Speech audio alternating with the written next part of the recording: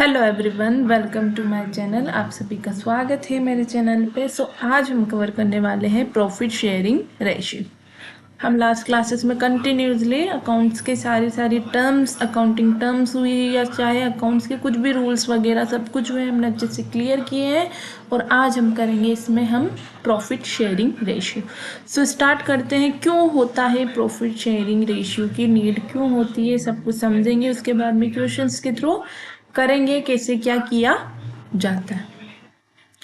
जब एडमिशन होता है पार्टनर का तो उसके बारे में कुछ दिया हुआ है, तब एक तो होता है कि कैलकुलेट करते हैं। ठीक है, एडमिशन ऑफ पार्टनर।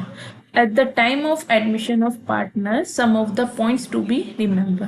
कैलकुलेट करते हैं हम new profit share ratio and sacrificing ratio. ठीक है, सेक्रीफाइसिंग रेशियो को करेंगे हम और इसे करेंगे न्यू प्रॉफिट शेयरिंग रेशियो को। रीएवेलुएट करेंगे लाइबिलिटी एंड एसेट्स को। एक्यूमुलेशन करते हैं हम प्रॉफिट शेयरिंग लॉसेस का और रिसोर्सेज डिस्ट्रीब्यूट करते हैं। कैलकुलेट करते हैं हम गुडविल को और पार्टनर्स कैपिटल अकाउंट जो होता है उसको एडजस्ट किया जाता है। ये सब करने के बाद में ठीक है, हम केसेस स्टार्ट करते हैं। बिल्कुल इजीली, बहुत इजी है, धीरे धीरे करके हम सीखेंगे, पढ़ेंगे, हमें सब कुछ आ जाएगा इजीली। ओके, सो फर्स्ट जिसमें बता रखा है हमें केस नंबर 1।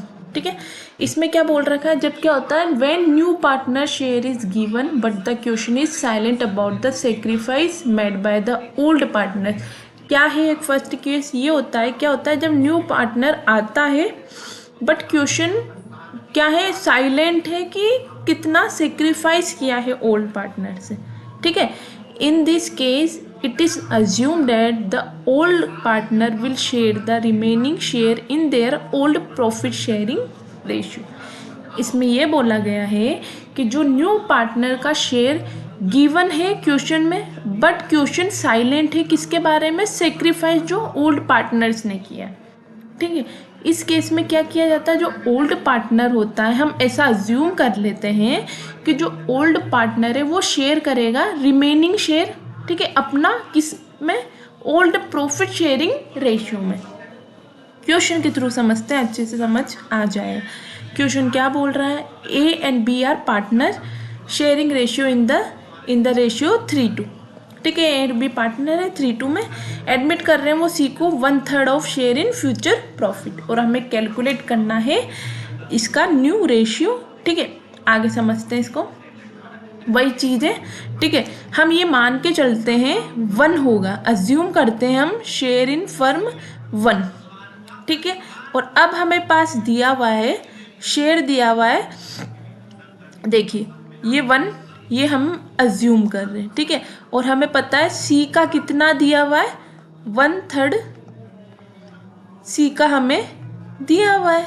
ठीक है, तो अब हम इस कंडीशन में क्या करते हैं, जब मैंने जैसे कि आपको बताया कि जो ओल्ड पार्टनर क्या करेंगे, रिमेनिंग शेयर में ओल्ड प्रॉफिट शेयरिंग रेशियो में देंगे। तो हम मान के चलते हैं फर्म का शेयर कितना है 1। अब 1 में से हम माइनस कर देंगे 1/3 को।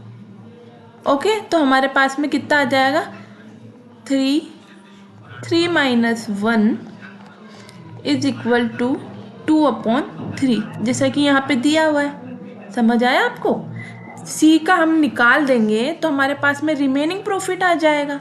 उसी के बेसिस पे हम बताएंगे कि कितना वो किसको दे रहा है। ठीक है, तो 1/3 था, अब अपन 1 मान के चल रहे हैं, तो 1 में से 1 माइनस 1/3 कर दिया तो अपने पास में कितना आ गया, 2/3 रिमेनिंग प्रॉफिट आ गया। तो अब हम क्या करेंगे, 2/3 को डिवाइड करेंगे बिटवीन किस किस के बीच में, ए और बी के बीच में।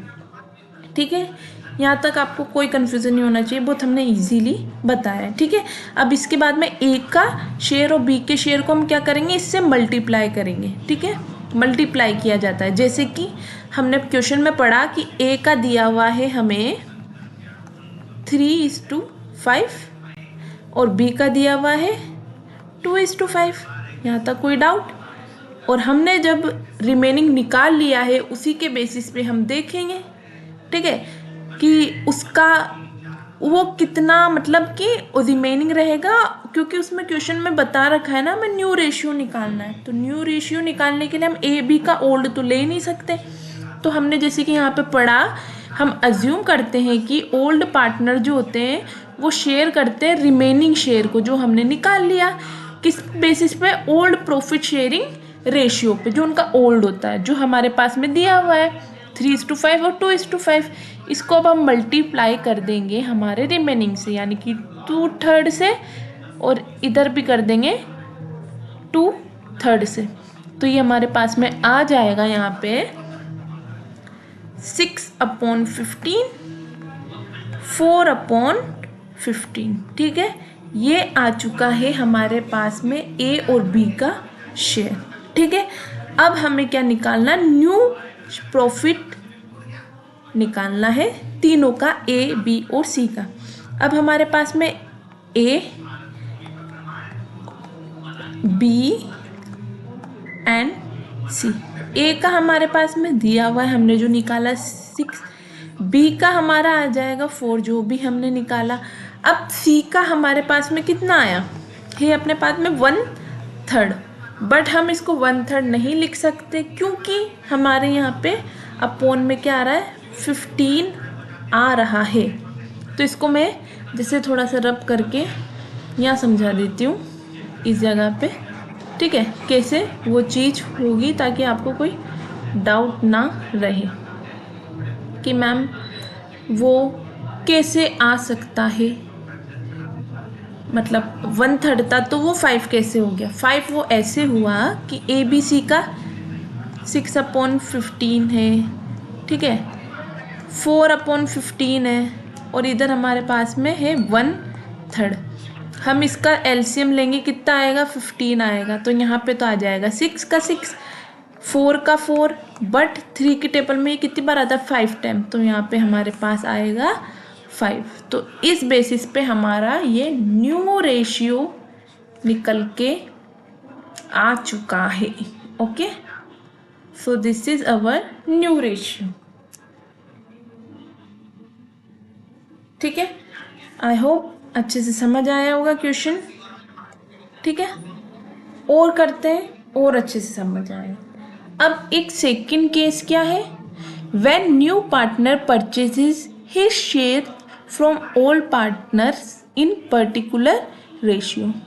ठीक है, in this case the new ratio of the old partner will be calculated by deducted the proportion given to the new partner from the share of old partner। इसमें क्या हुआ? इसमें जो परचेज किया ना, न्यू पार्टनर ने purchase किया share from old partner, particular हमें रेशियो बता दिया गया। ठीक है, इस केस में क्या होता है? जो न्यू रेशियो रहता है ऑफ द ओल्ड पार्टनर का, वो भी हम कैलकुलेट करके डिडक्ट कर देते हैं जो न्यू पार्टनर के शेयर होते हैं। इसको मैं देखो ऐसे आप कंफ्यूज होंगे, क्वेश्चन से समझाएंगे, अच्छे से समझ आए। ए और बी पार्टनर है, 3-2 उनका ओल्ड है, जैसे कि लास्ट क्वेश्चन में था। ठीक है, एडमिट हुए वो, सी एडमिट हुआ न्यू पार्टनर के तौर पे, 1/3 उसका शेयर था। ठीक है, और अब इसमें क्लियर दे दिया ए कितना देगा और बी कितना देगा, तो हमें वो वाली चीज़ इसमें आएगी ही नहीं, कन्फ्यूज़न होगा ही नहीं। इसमें जैसे कि अब मैं कैलकुलेट करके इसमें भी आपको अच्छे से बता देती हूँ। सेम इसी में भी क्या होगा? ए का ओल्ड हमें दिया हुआ है 3/5। ठीक है, तो अब हमें इसमें क्या करना है? इन कंडीशन में क्या होता है, अगर आपको सामने वाले ने मतलब क्वेश्चन में क्लियर बता रखा है कि उसने 19 दिया, 29 दिया, इस कंडीशन में क्या होता है? ओल्ड में से हम माइनस कर देते हैं न्यू, मतलब वो कितना सेक्रीफाइस कर रहा है। तो ये हमारे पास में आएगा 45 इनका एलसीएम। ये 5 की टेबल में कितनी बार आता है? 9 टाइम्स आएगा। 9 और 9 को मल्टीप्लाई करेंगे 3 से, तो ये आ जाएगा 27। माइनस कर देंगे, ये 9 कितने टाइम्स आता है? 5 टाइम्स। तो इसको 5 को माइनस करके यहाँ पे हमारे पास में आ जाएगा 22/45, जैसा कि यहाँ दिया हुआ है। फिर बी का निकालेंगे सेम, बी का 2/5 है, माइनस कर देंगे, इसका 2/9 आ जाएगा। सेम वही कंडीशन होगी इसमें भी, एलसीएम लेंगे 45 आएगा, 5 में 18 आ जाएगा, माइनस कर देंगे 9 से 10 आ जाएगा। तो हमारे पास में यहाँ पे कितना आ गया है? 8/40। फिर सी का हमें बता रखा है कितना दिया है, समझ रहे हैं आप। सी का अब आप लोग सोच रहे होंगे सी का कैसे आया, ठीक है, आप यहाँ तक समझे कैसे आया ये, ठीक है। सी का हमें बोल रखा 1/3, तो सेम वही वाली कंडीशन होगी 1/3, वही निकालेंगे ए बी सी का 22/45 रेशियो 8/45 रेशियो 1/3, लेंगे एलसीएम 45, ठीक है, 22/8 अपॉन, अब 45 3 की टेबल में हम मतलब ऐसे एलसीएम करके कितना आएगा 15 आएगा।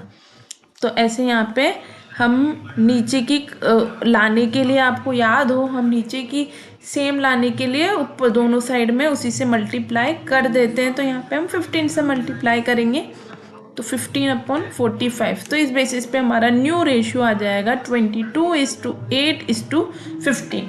आप सोच रहे होंगे मैं ऐसे कैसे किधर भी कुछ भी कर रही हूँ, बट ऐसे कैसे मैं खुद से कुछ भी नहीं कर रही हूँ, जैसे ये चीज़ें होती है वैसे ही बता रही हूँ।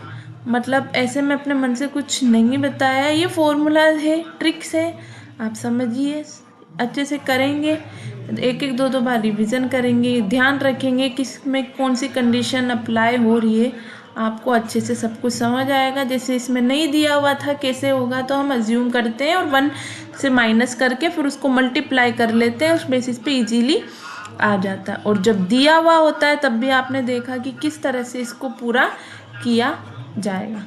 मैं नहीं चाहती अभी आपको सारा बहुत कुछ हो, क्योंकि काफ़ी सारे केसेस हैं उनसे ये सोल्व होता है, तो आपके लिए सब कुछ मिक्सअप ना हो जाए, इसलिए मैं आज यहीं पे इस क्लास को एंड करूँगी, ताकि आपको अच्छे से समझ आए, आप इसका रिवीजन करें, फिर उसके बाद में आप नेक्स्ट वीडियो में देखिएगा, हम अच्छे से सब कुछ पढ़ेंगे सारे केसेस को, और आप धीरे धीरे जैसे जैसे प्रैक्टिस करेंगे आपको अच्छे से समझ आएगा। वैसे मैंने अपने एंड से सब कुछ अच्छे से समझाना चाहा है, सो इसलिए अगर आपको मेरी वीडियोस अच्छी लगती है तो मेरे चैनल को लाइक करें, शेयर करें, सब्सक्राइब करें। Thank you.